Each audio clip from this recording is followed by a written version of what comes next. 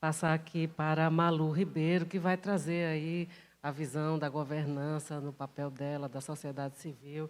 A Malu é diretora de políticas públicas da Fundação SOS Mata Atlântica, é jornalista com formação em políticas públicas e gestão de recursos hídricos, é diretora de políticas públicas da Fundação SOS Mata Atlântica, atua como representante da organização no Conselho Estadual de Recursos Hídricos, foi uma das fundadoras do Fórum Nacional de Comitês de Bacias Hidrográficas, no ano de 2000, e é representante paulista do segmento Sociedade Civil no colegiado coordenador do Fórum na terceira gestão. Foi coautora da primeira estrada-parque do país por meio de legislação específica que serviu de referência para outras áreas de conservação. Obrigada, Malu.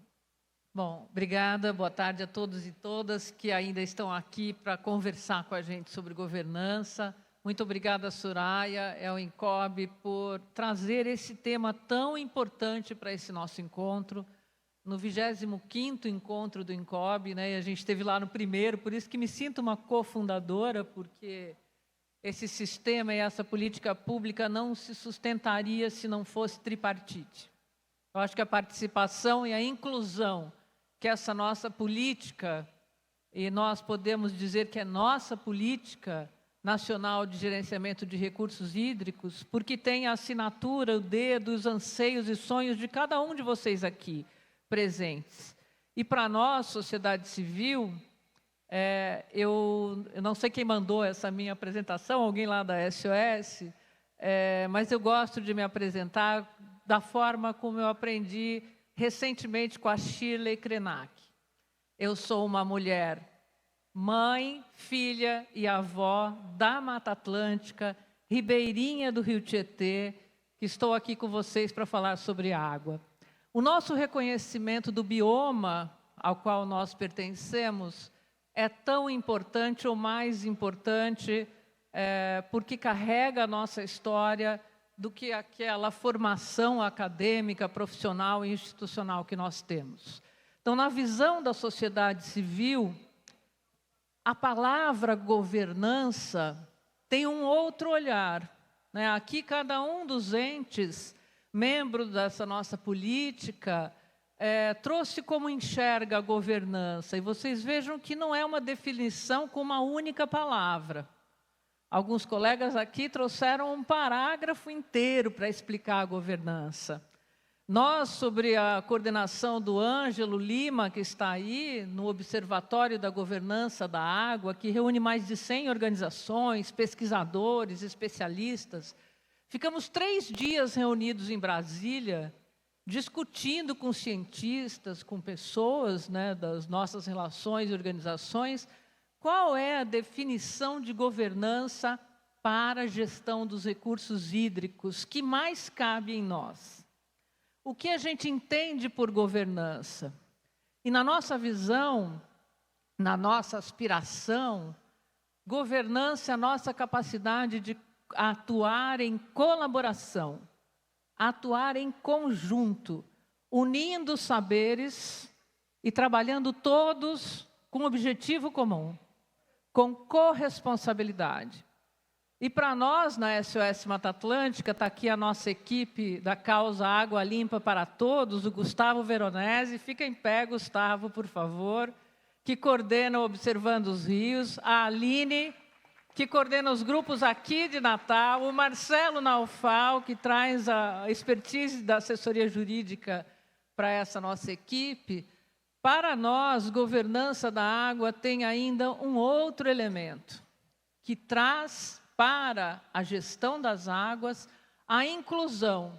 Assim como os ODS, né, os Objetivos do Desenvolvimento Sustentável, trazem as nossas metas para o desenvolvimento, o ODS 6, que é o da água, ele só é atingido se a gente antes olhar para o ODS 5, que trata da inclusão de gênero, da inclusão de todos e todas, de todos os saberes, de todas as comunidades, de todos os olhares na água. E a água é esse elemento, tanto de paz para povos, quanto de integração e de desenvolvimento. Toda a história da humanidade está ligada ao bom ou mau uso da água. A ascensão e declínio de todos os povos estão ligados à água. E nós, seres humanos, somos em igual proporção ao planeta Terra, água e carbono. E na medida que envelhecemos, nós vamos secando, vamos perdendo água. E aí perdemos a vida. Então, para que a gente possa ficar com esse poema que traz água, né? Nós, na SOS Mata Atlântica, com a nossa rede de voluntários e voluntárias que participam desse programa que o Gustavo Veronese coordena, que se chama Observando os Rios, a melhor forma, o melhor indicador de saber se essa nossa política pública tem sucesso, tem futuro e traz resultados, é fazer a sociedade olhar para os nossos rios. O rio é o espelho da ausência ou da efetividade das políticas públicas. Meu sonho, como ribeirinha do Rio Tietê, professor Benedito Braga, é que eu possa um dia ver meus netos nadando novamente no Rio Tietê, como eu aprendi quando era menina, a 90 quilômetros da capital paulista, no município de Itu. Hoje, infelizmente, esse trecho de rio não permite os usos múltiplos, mas nós vamos chegar lá. Temos conhecimento científico, capacidade financeira e institucional, capacidade de cooperação e de governança para recuperar nossos grandes rios, né? Para que o nosso quadro de segurança hídrica ao menos siga o que é a promessa, ao nosso ver, de sociedade civil, dessa nossa política pública. Os comitês de bacia são um espaço estratégico para a gestão de conflitos em torno do uso da água. A governança pressupõe a nossa capacidade de levar aos governantes, à iniciativa privada, às macropolíticas públicas, a importância da água. Nós temos uma luta imensa para que a Organização das Nações Unidas tenha seu reconhecimento desde 2010 feito e assinado efetivamente pelo Brasil, que é o reconhecimento de que a água é um bem de uso público, dotado de valor econômico, como a nossa Constituição o traz, mas, acima de tudo, é um direito humano.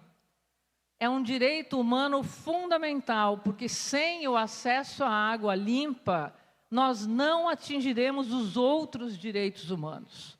Não é fundamental, e a nossa luta aqui, estiveram parlamentares, governadores, o INCOB, é para que o Congresso Nacional aprove o projeto de emenda à Constituição, que inclui o acesso à água limpa, dentre os direitos fundamentais dos brasileiros e brasileiras. E, dessa forma, a nossa política pública deixe de ser fragmentada. Ela preconiza um avanço institucional extremamente estratégico, que é, em primeiro lugar, o reconhecimento da bacia hidrográfica como território e unidade de planejamento. Não é a divisão política administrativa. Infelizmente, o marco regulatório do saneamento não reconheceu o mesmo território da bacia hidrográfica. São blocos. Teremos um conflito e um desafio a vencer. Temos a capacidade, com a nossa governança, com os nossos instrumentos de gestão, de acolher essas políticas públicas e realmente fazer a gestão integrada. Infelizmente, durante a discussão do marco regulatório do saneamento, as organizações que mais atuaram foram aquelas ligadas à política de saneamento. O nosso Fórum Nacional de Comitês de Bacia, nossos fóruns, parece que ficaram um pouco a reboque dessa discussão.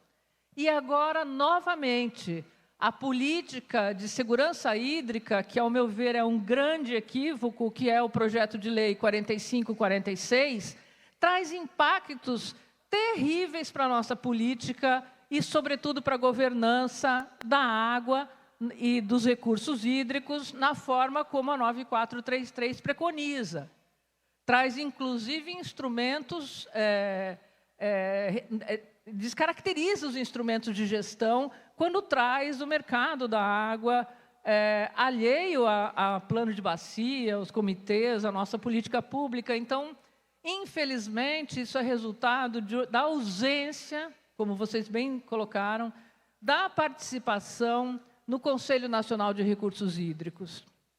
Infelizmente, nos últimos 4 anos, nós tivemos um esvaziamento e um desmonte das nossas políticas públicas, tanto de meio ambiente, como de recursos hídricos, de saúde, um negacionismo da ciência que tomou conta do nosso país, mas que já é agora página virada. Mas que seja página virada para uma reconstrução no modelo que nós lutamos até agora. São mais de 25 anos de encontro nacional aqui do INCOB, tratando de uma política pública que é construída e vivenciada por nós. A participação da sociedade civil sempre foi voluntária nessa política pública. E é voluntária, e é participativa, e é efetiva por nossas organizações, porque para nós não existe governança sem essa inclusão social nessa política pública. E para isso a gente tem que dar um passo a mais. É um grande desafio a inclusão de comunidades periféricas, da juventude, da negritude, que é grande parte da nossa população, do acolhimento da questão geracional e transgeracional, da nossa capacidade de transferência de conhecimento e saberes das atuais e para as futuras gerações, essa formação de liderança que vocês aqui disseram, mas, sobretudo, o respeito às nossas instituições e à democracia. A gente não pode esquecer que o 8 de janeiro acabou de acontecer, que o nosso país quase perdeu aquilo que nos é mais sagrado, não é, Virgílio? Com a nossa Constituição de 88, a isonomia, a independência, a harmonia entre os poderes e o respeito à democracia.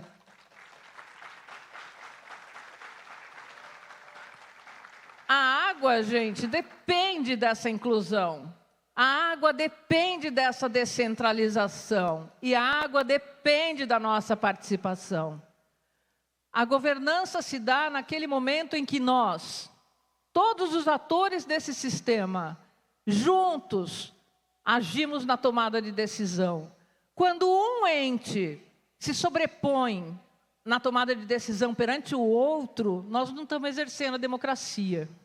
A gente costuma dizer, com exemplos lá do meu paulista Rio Tietê, que os rios foram tratados antes dessas políticas públicas todas como extensão da tomada, porque os grandes rios eram olhados para geração de energia elétrica, ou para navegação e desbravamento, né, para levar as nossas riquezas, ou então para levar todos os nossos dejetos com uma função sanitária que nós não tínhamos. Então, rio não é extensão de tomada, é extensão da descarga. Rio é extensão da vida. Rio é extensão dos nossos valores, dos nossos saberes e conhecimentos. E essa é a principal proposta dos comitês de bacia. É colocar na tomada de decisão o olhar de uma mulher ribeirinha da Mata Atlântica, de uma mulher da Caatinga, de um engenheiro formado na Alemanha, com especialização em instrumentos de gestão, em igual nível. Ninguém é melhor ou pior que ninguém nessa política.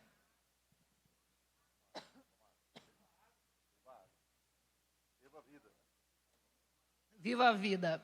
Essa questão de clima, impacto de mudança climática me afeta diretamente. E a agenda do clima é uma agenda que tem reunido todos os líderes globais, todos os líderes mundiais. Nós teremos a COP agora. E na última conferência da água da ONU, que levou mais de 47 anos para acontecer, e nós pudemos agora estar presente em março, do plano de ação na agenda da água é elevar a água, a discussão da água na COP28. E para isso é importante que o Brasil e o INCOB levem ecos dessa mensagem para a nossa resiliência, para a nossa capacidade de olhar para o futuro, falando em segurança hídrica, em justiça hídrica e climática. A COP28 precisa olhar para a água com outros olhares. É muito importante a nossa participação no Fórum Mundial da Água, a troca de saberes entre as organizações, mas, infelizmente, as decisões tomadas no Fórum Mundial da Água não são vinculantes. Elas não se transformam em legislações em nossos países. As decisões da ONU e da COP, se aprovadas pelo Congresso Nacional, são vinculantes. Então, este é um momento muito estratégico, não só de reconstrução das políticas públicas que nós viemos desmontadas, esvaziadas e enfraquecidas. A gente não pode aceitar que a Política Nacional de Gerenciamento de Recursos Hídricos seja renegada a uma portinha do Ministério não sei das quantas. É uma política nacional, gente, estratégica. A água é uma agenda estratégica. Nós precisamos sim, assim como o Ministério do Meio Ambiente incorporou mudança do clima, que incorpore e assuma a água. Porque senão nós vamos continuar vendo aquele retrato de Dom Pedro II, mostrando lá na época do Império que sem floresta não tem água. Sem proteção dos nossos biomas e ecossistemas não tem água. Se continuar desmatando, queimando a Amazônia e o Cerrado, não tem chuva na região sudeste. Se não tiver a Mata Atlântica para acolher essas chuvas, vai ter erosão, vai ter enchente, vai ter tragédia. O preço do arroz do sul vai ficar mais caro. Quiçá se tiver arroz. Não é? Vai faltar água. Então, nós precisamos que essa Política Nacional de Recursos Hídricos volte a ser integrada. E, para ser integrada, meio ambiente faz parte estratégico dessa agenda. Meio ambiente, clima, uso do solo, energia, participação, são elementos fundamentais para os pilares da governança, sem o qual a gente vai continuar aqui lutando, a gente vai continuar insistindo, não vamos desistir. Não foi à toa que construímos e lutamos até agora por nossos comitês de bacia, e que a gente continua apostando nessa política pública. Somos teimosos, somos resilientes, mas, acima de tudo, somos muito otimistas em acreditar que essa política é a melhor e a mais inclusiva forma de governança que a gente já viu no Brasil desde o advento da democracia. Muito obrigada.